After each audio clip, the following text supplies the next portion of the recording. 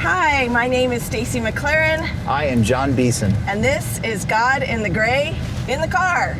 This is a place where we have conversations about spirituality, religion, all of the hard places that we find God in the gray area. We do consider this a conversation as though we've invited you over or to take a ride in the car with us. And we invite you to ask questions and make comments. You can leave them in the section below. We are so glad that you joined us. We are definitely real people at a real church. We work at New Life Bible Fellowship in Tucson, Arizona, and we're so glad that you joined us. So John, one thing that I think is universal that everybody would agree with is that conflict is awful. And I think most of us would prefer to run from it than to run to it.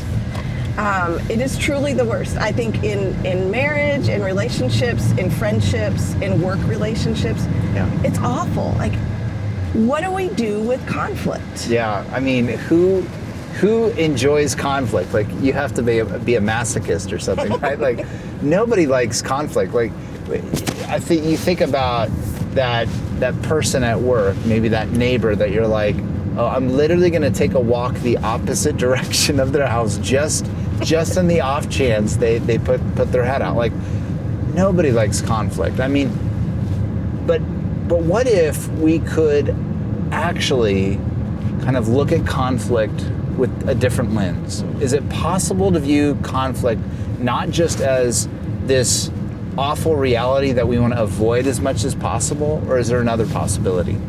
Yeah, I think when we can sit down and think rationally about it, we can look at, what if we can take a look at conflict and see it as actually an opportunity instead of something to be avoided. So often I think we think, I'll just avoid it. But like the opposite of conflict, or pretending like something didn't happen, the opposite of that is apathy. It's like, I just don't care. This isn't worth my time. This relationship isn't worth my time. It's not worth my effort. And that's not great. That's truly not great. True peacekeeping, like we say we want to peacemake, most people are like, no, I just want to peacekeep, which will actually just sweep things under the rug, right? Again, which speaks to the apathy. I'm just going to sweep things under the rug. I'm going to avoid it. And again, I just don't care. And the problem with that is that we think we're sweeping it under the rug, but it brings up all sorts of feelings like resentment later on, or like nothing gets solved, and all it does is build another layer of ick on top of the initial ick. And nothing at the core ever gets addressed. Whereas peacemaking is truly stepping in, recognizing the underlying problem, what is the core issue, and it aims to actually resolve that core issue and also restore that relationship. So I think we need to, in general, just look at conflict being an opportunity to peacemake. And that doesn't mean that it's easy. Yeah, because it's an opportunity actually to transform that relationship into something deeper. It's an opportunity. Whenever we have a conflict, there's a difference of opinion. There's a rub there, and anytime there's a rub, there's an opportunity for actually us to be sharpened, to grow. You will grow most actually in the relationships in which there's a little friction, right? In which there's a little rub. There's a little, like, we don't exactly see the world the same way. We don't exactly have the same background. And you know what? That's actually an opportunity for me. So, all right, so how do we peacemake and not peacekeep? I'm just going to presume that most of us listening to this, our issue is probably not to go nuclear, and although that's its own thing, we can kind of deal with that later.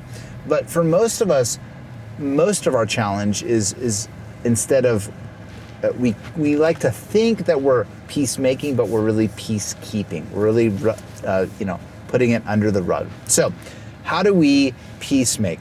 We want to talk about a heart change, and then we want to talk about skills. Okay, I think sometimes Christians only talk about the heart change piece, and sometimes the world only talks about the skills. We actually need both of those. So I'm gonna talk about the heart piece, and I'm gonna suggest that it begins with the way that we view people. I think for most of us, when we encounter somebody for the first time, we don't have a negative perception, a negative story. I think for most of us, we have like a default positive story, or positive story-ish at least. But as we accumulate data, oftentimes, if that person, if there's some friction there, if there's some rub there, if there's some frustrations there, then we revert to writing stories about that person. We create stories about that person. Well, that person, they're just a jerk. They just got an attitude problem. They're just unloving. They're negative all the time, right?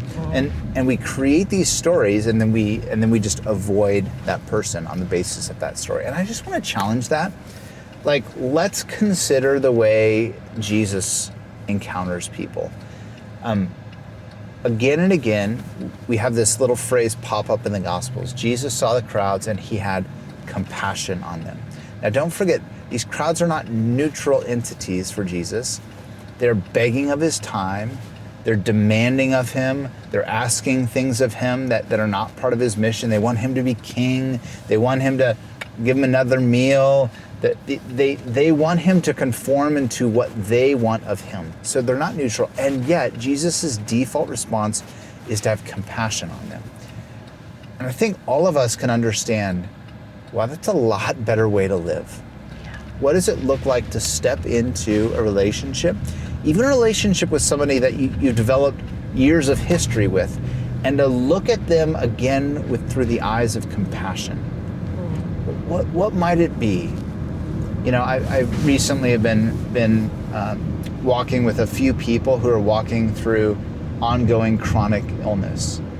And it's just this reminder that to walk with that very well might create in them responses that are a little short, maybe feel a little bit rude. But the reality is behind that, it has nothing to do with you. It's actually the chronic illness that they're battling. You could do that with a lot of different things. People who are struggling with a relationship in the background. People who maybe, you know, as a male, maybe I'm in a relationship with a female coworker, and maybe there's been abuse by men in her past, or there's been power dynamics of people that she's struggled with. What does it look like for me to step in with compassion? And then we need to work on the stories that we're writing. How are we filling in those blanks? And so many times we're kind of just subconsciously writing these stories. We're not necessarily saying them out loud. And so to do that, we really need to challenge ourselves. Okay, what actually has this person done? Not the story I'm presuming. Let's shrink it down to the actual offense, and let's deal with the actual offense as opposed to the entirety of everything that I've created around that offense. That's really just a story that I've written. So that's some of the heart issues. You want to go to some of the skills? Yeah, so good. That's so good, and especially just that holistic look at the whole person and not the one you've created in your head. So I think one of the things is you have to have a conversation, right? And unfortunately, in the culture that we're at, our default is to send a text or to shoot an email. And in these type of conversations, when there's conflict going on, that is not a good way to have a conversation, because you read tone into a text message. And tone that's probably not there, or you read attitude into something. Especially if you're in a conflict with that person, right? Yeah, totally. And what happens if you have a misspelling, or you accidentally, you don't catch something and your phone sends it a different way? Text is not the way to go. So I would say don't cross the bridge before you get to it in a conversation, but you have to walk into it with some humility. The recognition of, hey, you know what? I want to meet. Take the initiative to set the appointment, have coffee. I would not necessarily do it at each individual's home. Like, come to my house, we'll have a talk, or I'll go to your house. Again, you want to be as neutral as possible on the ground, and then step into that conversation of, I know that this has been going on, and I feel led that we just need to have a conversation and get it out on the table. Recognizing that while in your mind you might be blaming that person for everything, there's two sides to every story, right? Yeah. And we all have some ownership in every conflict.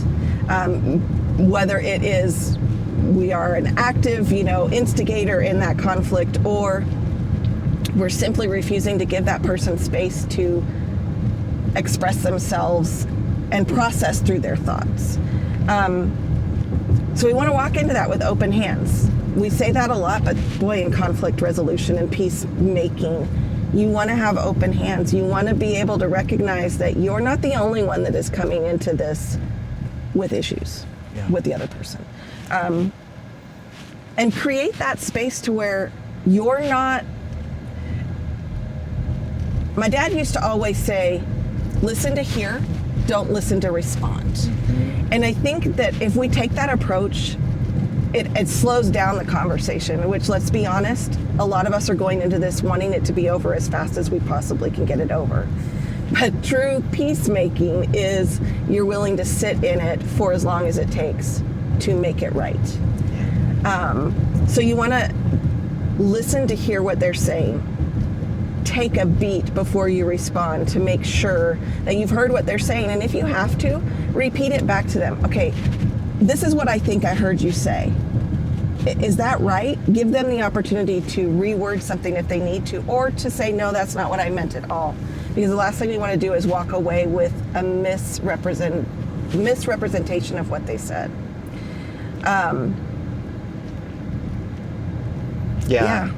It's interesting as you think about that. That's so helpful, right? I think of the times in which I'm just wound up inside, and man, I've been crafting my the prosecution statement, right, in my head for weeks maybe, and it's got bullet points and it's got subsections, and boom, there it goes, right? Be very, very careful, right? To the things that you said, I just want to reiterate them. So when I go, I have to be thinking as much, can I argue maybe even more? Okay, what's my contribution to this? Is there anything in me? And then be open, honest with them. Maybe you can bring something. That's always helpful. If you can say, hey, you know what?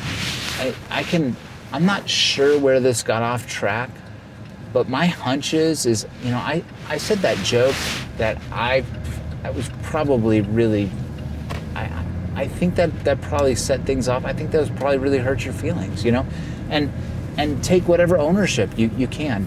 And then create the space for a dialogue, right? This is not a monologue, it's a dialogue. I also want to circle back to something that you said in there, which is like just letting the conversation breathe, right? That the best, what we want in this conversation is genuinely a back and forth. So creating space for the person to listen and to respond, for them to speak into their actual motivations, right? We need to pare back the motivations that we've said. I also want to invite us in that to press into core issues with that. I think sometimes we try to navigate peacemaking by dealing with maybe some peripheral things or some, hey, like, I don't know, I'm trying to think of an example, right? You said X about my child. Please never speak about my child again. Okay, that's fine, but what are the deeper things in there that you need to express? I just this morning we had kind of a difficult conversation between us because I read on you like, hey, there's something there's something that you're navigating, and I'm trying to kind of like, I was trying not to force it, trying not to rush it, but and trying not to take false responsibility. But like, how do you do that? And it's okay if it's messy. You don't have to have it all buttoned up. but you do have to press in with trust and with openness. And I think when you can do that, like even our conversation today of just when you can allow that space, it often can allow that other person to say, no, actually, you don't have anything to apologize for. Like, this is just the space that I'm in. But more than that, you know, we have these conversations, and so I'm sure there's people out there that are going, yeah, well, what if I've had that conversation with somebody and I've tried to do this and it's just not working? When is that time that you have a conciliator to come in and to help you with that conversation? And I think that is the time. Like, if you've tried, you've done what we're called to do and go to the person that has a problem with you or that you have a problem with, and you've tried this and it's just not working, you're both beating your heads against the wall, then maybe it's time to get somebody that's not necessarily a person that's on your side or a person that's on the other person's side, but you want a neutral person that's wise. It's maybe has some peacemaking skills underneath their belt, and that can hold you both accountable for your parts and also walk you through a deeper dialogue of, sometimes I think we apologize and we think, well, if I said I'm sorry, then that means it should be done and over with. And the reality is that it's more than just I'm sorry. It's I'm sorry I hurt you. Will you forgive me? Yes. And if we never get to that asking for forgiveness and giving forgiveness, then we haven't gotten through to that peacemaking part. Yes. And I think so often that gets lost. Yeah, well, and I want to double down on that conciliator piece. Like, there are absolutely conversations that you need to not be. It is not taking the cheat code to bring in a conciliator, right? If there's trust, deep trust issues there, yeah, like bring in a pastor, bring in a mutually respected friend. That can be a really important part of that, and I'll even go beyond that to say that there are absolutely conversations in which a conversation is not going to be the first thing, right? If we're talking about significant legal issues, if we're talking about sexual abuse or rape, then that is, the Christian world sometimes can minimize these things. Do not hear this in that context. That is something to go straight to the legal authorities with, to the law enforcement with, to respond in a way that's commensurate with the offense. So yeah, we're invited to not just peacemake. I mean, not just peacekeep, but peacemake. We're invited to be those who actually create and to walk through the difficult process of negotiating true bonds, true trust. That's what peacemaking is. And that's a gift that God gives us. So good. I do have one question for you. Yeah. What do we do if we go through this process, we come to the, forgiveness, there's forgiveness there, but the relationship isn't restored? Mm-hmm. How do we walk through that when the friendship isn't restored to what it was, or maybe the friendship just ceased to exist? How can we learn to accept that and be okay with it? Yeah, well, and let's not forget that forgiveness and reconciliation are two different things. We're going to talk about this in another video here coming up. But forgiveness is the beginning point for reconciliation. The navigating through reconciliation, if you're talking about a serious offense, something that's really diminished trust between two people, you're not going to start on the same footing that you did before. And so that trust has to be rebuilt over time. Now, it's our call to be open to the rebuilding of that trust as we forgive, but we don't expect it to just be rebuilt in a day. Now, there's going to be time where the new patterns of those actions need to actually rebuild that. Mm-hmm. So don't be disappointed if you leave and you're like, wait, it's not back to where it was. That's okay. The question is it building back toward that place? Are you building bridges so that that's a possibility in the future? So good. So this has been a great conversation, and we recognize that there are those of you out there that are listening that are navigating difficult relationships, and maybe you're nowhere near the place of stepping into this peacemaking conversation yet. And just know that we understand that, and we're praying that you will find that space. Just recognize that there's growth even in the uncomfortable places. Like, as you move forward towards that peacemaking, there will be growth in you if you allow God to do that work and walk into it open-handed. We are so glad that you joined us for this conversation. As John mentioned, we will have a couple more episodes coming up on forgiveness and reconciliation, and we hope that you will listen to those. Click that like and subscribe button so that you don't miss an episode. And we hope that you will join us next time. We're so glad that you came along today.